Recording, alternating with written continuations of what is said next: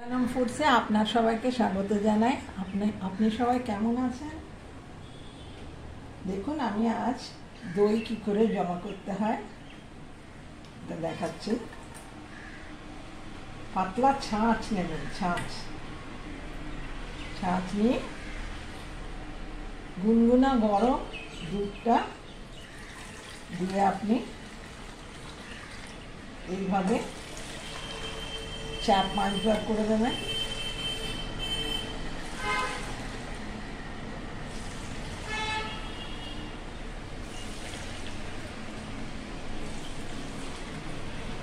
দেখুন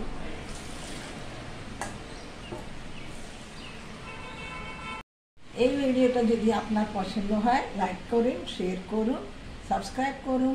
আর আপনিও এইভাবে দইটা বানিয়ে দেখুন। দুধ গরম করে একটু বেশি গরম করবেন না, বেশি গরম করলে দুধ ফেটে যাবে। ঢাকনা দিয়ে আপনি রোদ্দুরে রেখে দিন, দুধ জমে যাবে দই।